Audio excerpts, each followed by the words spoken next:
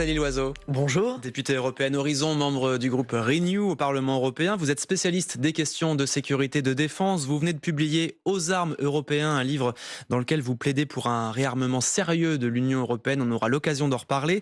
Mais d'abord, l'actualité au Moyen-Orient, ce sont bien sûr ces dernières déclarations de Donald Trump et de l'Iran qui annoncent hier la réouverture du détroit d'Ormuz, même si Donald Trump assure qu'il maintient un blocus des ports iraniens. Est-ce que vous avez envie de croire à une réouverture de ce détroit? Écoutez, comme saint Thomas, je ne crois que ce que je vois. Bien sûr qu'on a besoin de revoir ce détroit qui était ouvert avant l'intervention américano-israélienne, ouvert à nouveau parce que notre économie en dépend, le prix de l'essence à la pompe en dépend. Simplement, ce que dit Donald Trump, comme d'habitude maintenant, est pétri de contradictions. Il annonce que le détroit est rouvert, mais qu'il maintient le blocus, jusqu'à un accord qui n'est pas encore atteint, mais qui devrait être atteint parce qu'en fait tout est facile. Mais s'il n'est pas atteint, il va reprendre les frappes. Bref, il y a énormément d'incertitudes. Ce qui est certain, c'est que la situation est très volatile, très fragile. Quand vous avez face à face un régime iranien qui s'est durci depuis l'intervention américano-israélienne, avec des gardiens de la révolution qui sont en mode survie et qui en fait n'ont plus rien à perdre. Et de l'autre côté, Donald Trump, ses imprécisions, sa superficialité. Et hier, quand il s'est exprimé, il était devant des militants. Donc il devait... Et il y a du bluff aussi. Il y a du bluff, et puis il y a quelqu'un qui s'est pris les pieds dans un tapis persan, c'est Donald Trump. C'est-à-dire qu'il a cru, on lui a vendu une opération militaire facile, rapide, comme au Venezuela. Hop, on change le dirigeant. Benjamin Netanyahou lui a vendu. Sans doute. Sans doute. Alors, personne n'était dans la pièce, mais sans doute, oui. Et il a acheté sur parole une promenade de santé, et ce qui est en fait une intervention militaire où il n'a pas gagné, où malheureusement le régime iranien n'a pas perdu et où le monde entier est confronté à une crise. Ce matin, en attendant, la circulation dans le détroit d'Ormuz n'a pas repris. Est-ce qu'on en sait plus sur les conditions des Iraniens? On a entendu parler d'un péage, d'une sorte de droit de passage. C'est une option. Le brouillard de la guerre n'a jamais été aussi épais que dans cette confrontation. On connaît le régime iranien. Moi, j'ai été diplomate. J'ai approché de près la négociation sur l'accord nucléaire, puisqu'il y en avait un. En 2015 ? En 2015, l'accord de Vienne, qui a été déchiré ensuite par Donald Trump dans son premier mandat. On sait une chose, c'est que les Iraniens sont des négociateurs retors et qu'ils ont un rapport à la vérité assez distant. Et du coup, vous croyez à une option possible d'un accord d'ici 1 jour, 2 jours? C'est ce qu'a promis Donald Trump? Alors, c'est le vrai problème qu'on a avec Donald Trump, c'est qu'il est toujours pressé, ce qui rend service en quelque sorte à son interlocuteur en face. Ce qui n'est pas le cas d'ailleurs des Iraniens. Exactement. Exactement. Lui, il veut des deals comme ça qui se font en 2 minutes. Il envoie pour négocier des gens qui ne sont pas des professionnels, ni du Moyen-Orient, ni de la négociation, son gendre, dans un népotisme étrange, Jared Kushner, et le promoteur immobilier Steve Witkoff, qui négocie sur l'Ukraine, qui négocie sur l'Iran, qui négocie à peu près sur tout, avec la même précipitation. Or, je suis pas une fanat de la diplomatie classique, mais il y a des étapes, et plus vous montrez que vous êtes pressé, plus la personne en face a des atouts, en fait, pour vous promener. Et j'ai un peu peur que ce soit ce qui se passe. Tout le monde est pressé que cette guerre s'arrête. Ça, c'est une réalité. Mais si c'était tout ça pour ça, si à la fin, le régime iranien s'est en fait durci, le peuple iranien est toujours enfermé dans une espèce de prison à ciel ouvert, et les États-Unis n'ont pas vraiment gagné, alors vraiment, ce sera encore pire que ce qu'on avait imaginé. Alors que Donald Trump visait un renversement du régime, même s'il n'en faisait plus un objectif au bout de quelques jours. Emmanuel Macron a réagi hier à la sortie d'une réunion avec une quarantaine de pays non belligérants au sujet justement de ce détroit d'Ormuz. On l'écoute. Nous demandons tous la pleine réouverture immédiate, inconditionnelle, par toutes les parties du détroit d'Ormuz. Nous demandons la restauration des conditions de libre passage qui étaient en vigueur avant la guerre et le plein respect du droit de la mer. Nous nous opposons tous à toute restriction, à une tentative de privatiser le détroit et évidemment tout système de péage. Alors on entend la prudence du président de la République, Nathalie Loiseau, mais est-ce que ce n'est pas un peu désolant de voir l'Europe assurer une sorte de service après-vente, de ne pas être au cœur des négociations aujourd'hui ? Ah, ce qui est rassurant, c'est que l'Europe n'est pas au cœur d'une guerre de choix qui n'était pas nécessaire et que l'Europe est unie. Souvenez-vous de 2003, la guerre d'Irak, l'Europe était divisée. Une partie des Européens avait suivi George Bush dans une guerre qui était aussi une guerre de choix qui n'était pas nécessaire, avec des conséquences dramatiques, notamment le terrorisme en Europe.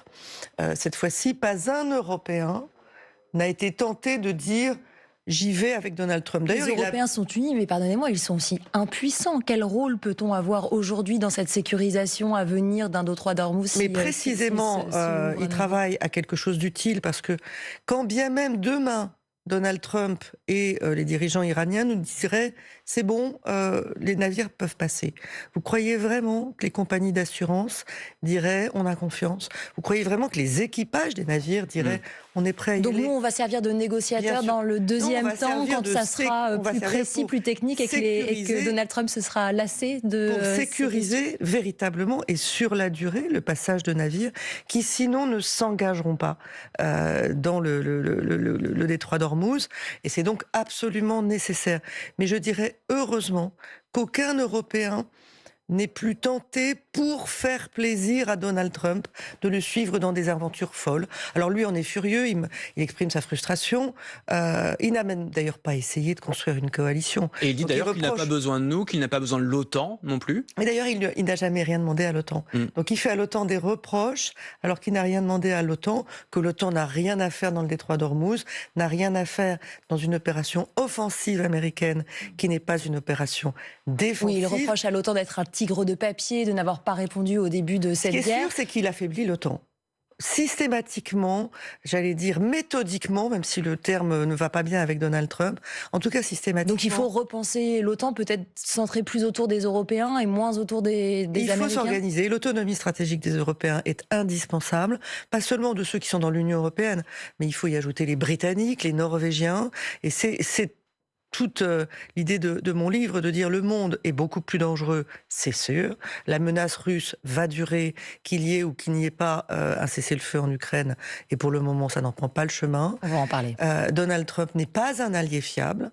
À partir de là, on peut se lamenter, imaginer qu'on va regarder dans le rétroviseur et retourner dans le monde d'avant. Ça n'arrivera pas. Et comment on sort de cette dépendance, justement, vis-à-vis de Donald Trump, des États-Unis aujourd'hui? Vous en parlez dans votre livre, justement. Alors, c'est assez frappant de voir que certains le disent plus haut et plus fort que d'autres. La France, parce que nous en sommes sortis grâce au général de Gaulle depuis longtemps. Nous avons une dissuasion nucléaire autonome, complètement autonome. Nous n'avons pas de base américaine sur notre sol. Donc c'est assez confortable de parler d'autonomie stratégique.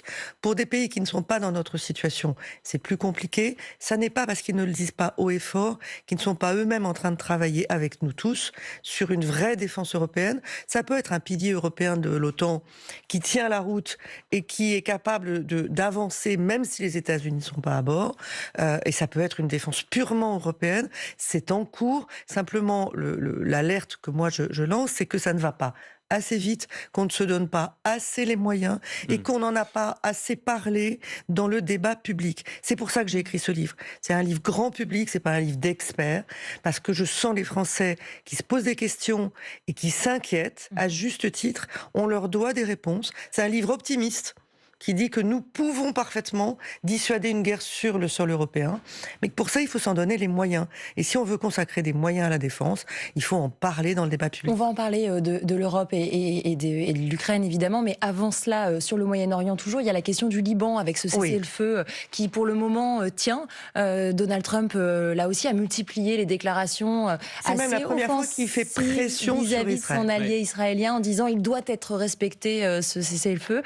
Est-ce que ça vous réjouit pour le Liban? Alors, non, d'abord, je pense à tout ce qui vient de se passer encore au Liban. Je pense aux milliers de morts qui ont été causés de manière extraordinairement brutale par le Hezbollah, qui a commencé en attaquant Israël. C'est-à-dire, on voit que le Hezbollah, ça n'est pas... Pour défendre l'Iran. Ça n'est pas un parti libanais, c'est un porte-flingue de l'Iran. Et les Libanais le savent pertinemment. Mais la réponse israélienne qui a été extraordinairement brutale, typique de Benyamin Netanyahou, qui n'est jamais dans, je dirais, une réponse ciblée et la diplomatie, c'est toujours une espèce de rouleau compresseur. Donc tant mieux si ça s'arrête. Mais ce que j'ai envie de dire, c'est que On voit la capacité qu'a Donald Trump de faire pression sur Netanyahou. Que ne l'a-t-il fait plus tôt à Gaza, au Liban? Ça aurait sauvé beaucoup de vies. Vous y voyez une forme de revirement dans la politique américaine, ce positionnement face à Benjamin Netanyahou? Oh, des revirements avec Donald Trump, il y en a tous les jours et même plusieurs fois par jour et quelquefois dans un même tweet. Donc, vous savez, non, ça serait donner beaucoup de cohérence. On y voit beaucoup de frustration et d'impatience d'un Donald Trump qui n'arrive pas à sortir de cette guerre en Iran. Nathalie Loiseau, députée européenne, vous restez avec nous. Dans quelques instants, on va évoquer une autre guerre que vous connaissez bien via votre mandat de députée européenne. C'est la guerre en Ukraine. Ce sera après le rappel de l'info en 1 minute avec Diane Ferschit. Il était fermé depuis le début du conflit. Une partie de l'espace aérien iranien va rouvrir, annonce de l'aviation civile du pays, alors que Donald Trump accentue la pression sur Téhéran en vue d'un accord de paix. Le président américain menace de reprendre les bombardements à la fin du cessez-le-feu actuellement en vigueur. Je pourrais ne pas le prolonger après mercredi, affirme Donald Trump. Dans l'affaire de l'enlèvement d'une mère et de son fils dans Lyon, libérés par le GIGN cette semaine, affaire de crypto-monnaie. 6 personnes sont mises en examen, des jeunes âgés de 17 à 20 ans, mais le commanditaire présumé ne fait pas partie des personnes arrêtées. C'est une solution d'urgence, estime le Premier ministre Sébastien Lecornu. Les salariés volontaires des boulangeries et des fleuristes indépendants pourront travailler le 1er mai. La CGT craint qu'elle ne soit ouverte contre les droits des salariés. Les professions de la boucherie et de la poissonnerie, elles, déplorent une décision inéquitable. Une femme arbitre principale pour la première fois en top 14 de rugby. L'Écossaise Holly Davidson va diriger tout à l'heure la rencontre entre Clermont et Lyon pour le compte de la 21e journée de championnat. Cette année, elle a déjà été la première femme à arbitrer un match du tournoi Destination Clermont-Lyon. Coup d'envoi 16h15. France Info. Le 8-30 France Info, Benjamin Fontaine, Camille Vigogne-Lecoite. Et nous sommes toujours avec Nathalie Loiseau, députée européenne Horizon. On va vous parler d'Ukraine. Vous avez consacré une bonne partie de votre mandat, de vos mandats, à cette guerre. Et parmi les conséquences... Pardonnez-moi, de la guerre au Moyen-Orient, il y a le risque de l'indifférence vis-à-vis de l'Ukraine. Les conséquences semblent peut-être moins tangibles, moins immédiates pour certains. En tout cas, cette semaine, des centaines de drones se sont abattus encore sur Odessa, sur Kiev, dans une certaine indifférence, malgré les 16 morts. Vous craignez que l'Ukraine devienne une guerre oubliée, une guerre éclipsée? Ce serait dramatique pour l'Ukraine, ce serait dramatique pour l'Europe, ce serait dramatique pour nous, Français. La première menace à laquelle nous sommes confrontés, c'est la menace russe. Et aujourd'hui, l'Ukraine nous sert de garantie de sécurité. Les Ukrainiens tiennent le front malgré une énorme pression russe, malgré la capacité qu'a Vladimir Poutine à sacrifier des centaines de milliers de Russes dans cette guerre. Un front qui ne bouge plus beaucoup d'ailleurs. Un front qui ne bouge plus beaucoup, avec un courage ukrainien formidable. Mais moi, j'en ai assez qu'on rende hommage au courage des Ukrainiens. Je trouve que nous avons une certaine lâcheté à ne pas faire assez. Alors évidemment, on peut toujours se comparer et se consoler, dire regardez, on fait plus que les États-Unis. Si on se compare à Donald Trump, on fait forcément mieux, mais on ne fait pas assez. Justement, au sujet des États-Unis, Volodymyr Zelensky a déploré cette semaine que les émissaires de Donald Trump, vous en avez parlé tout à l'heure, n'aient pas le temps, ne soient pas intéressés en ce moment par les négociations. Il a donc profité d'un voyage aux Pays-Bas avant-hier pour adresser un message aux Américains. Nous devons nous rencontrer et nous coordonner en permanence. Personne ne doit oublier l'Ukraine. L'Ukraine elle-même doit malheureusement rappeler cela au monde. Il a notamment pointé le manque de missiles antibalistiques. C'est ça le plus grand risque aujourd'hui pour les Ukrainiens, c'est de manquer de ces missiles stratégiques? C'est de manquer soit d'armement, soit de financement pour construire des armements eux-mêmes. Parce qu'il faut voir une chose, c'est que ce sont les Ukrainiens qui construisent aujourd'hui leurs armes le plus vite et le moins cher. Et elles sont le mieux adaptées au champ de bataille parce qu'ils savent à quoi ils sont confrontés. On a d'ailleurs vu dans le Golfe que les pays du Golfe s'intéressaient au système anti-drone ukrainien, qui sont beaucoup plus efficaces et beaucoup moins coûteux que ce que nous faisons nous-mêmes.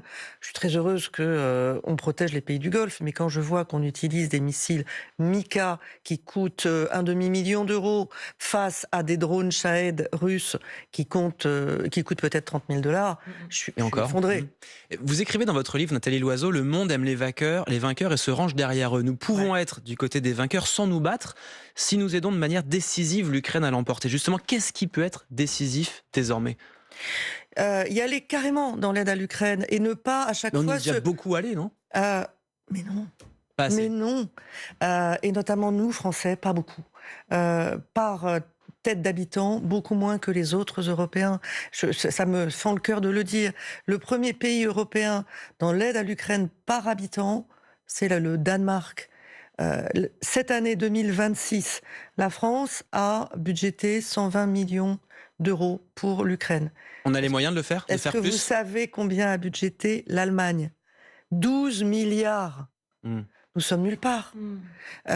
Et on avait promis, par exemple, des coproductions en Ukraine. C'est notre intérêt de travailler avec la meilleure armée d'Europe et les données de champs de bataille les plus à jour qui soient.